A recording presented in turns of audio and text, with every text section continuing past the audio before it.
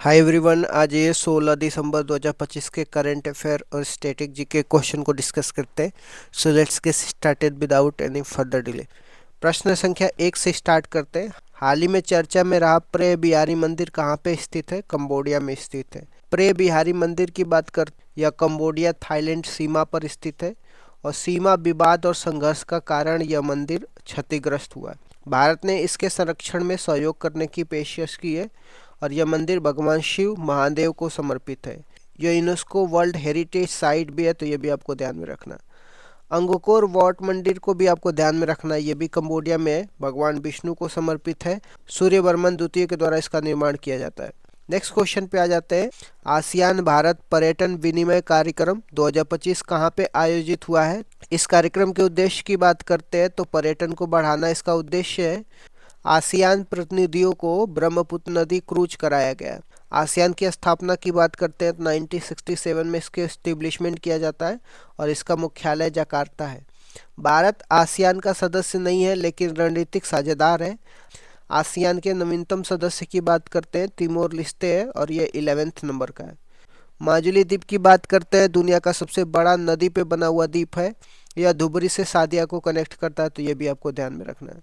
Next question पे आ जाते हैं। कोपरा जलाशय किस राज्य की पहली रामसर साइट बनी है? तो छत्तीसगढ़ की बनी है। कोपरा जलाशय छत्तीसगढ़ की पहली रामसर साइट बनी है। यह बिलासपुर जिले में स्थित है।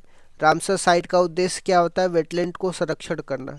और रामसर कन्वेंशन की बात करते हैं 1971 में ईरान के शहर रामसर से यह कन्वेंशन स्टार्ट होता है और भारत में कुल रामसर साइट की बात करते हैं तो 96 रामसर साइट है। सबसे अधिक रामसर साइट तमिलनाडु में है, ये भी आपको ध्यान में रखना है। नेक्स्ट क्वेश्चन आ जाते हैं। हाल ही में किस क्षेत्र में 100% एफडीआई को मंजूरी दी गई है? तो बीमा क्षेत्र में।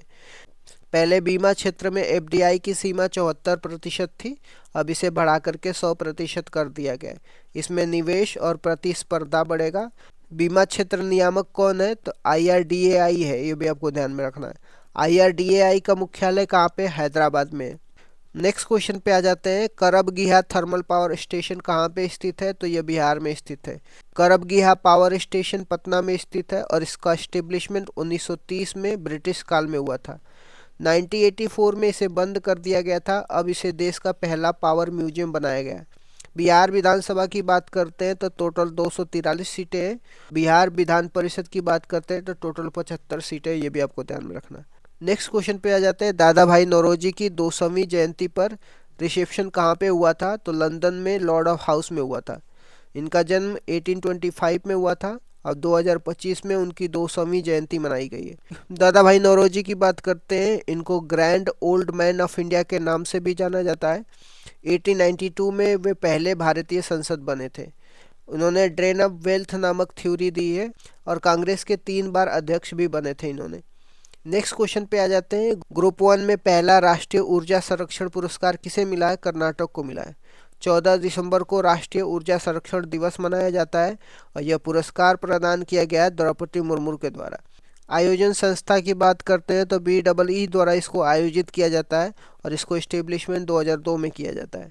ग्रुप 2 में आंध्र प्रदेश को दिया गया है और ग्रुप 3 में केरल को दिया गया है। ऊर्जा दक्षता को बढ़ावा देना इसका मुख्य उद्देश्य है, यह भी आपको ध्यान में रखना। नेक्स्ट क्वेश्चन पे आ जाते हैं। किस राज्य ने खुद को नक्सलवाद मुक्त घोषित कर दिया? तो मध्य प्रदेश ने घोषित कर दिया। इस घोषणा की बात करते हैं तो मुख्यमंत्री मोहन यादव ने इसका घोषणा किया है। मध्य प्रदेश के बालाघाट में नक्सलियों ने आत्मसमर्पण किया है। अभियान की बात करते हैं तो पुनर्वास पुनर्जीवन अभियान के थ्रू नक्सलियों ने आत्मसमर्पण किया है। मध्य प्रदेश में प्रमुख राष्ट्रीय उद्यान की बात करते हैं तो कूनो राष्ट्रीय उद्यान और गांधी सागर राष्ट्रीय उद्यान है। नक्सलवाद सरकार और संस्थाओं पर अंधविश्वास से जुड़ा हुआ था, ये भी आपको ध्यान में रखना। नेक्स्ट क्वेश्चन आ जाते हैं। ब्रुकफील्ड ने $1 बिलियन जीसीसी कहाँ बनाने की घोषणा करी है? तो मुंबई महाराष्ट्र में बनाने की घोषणा करी है।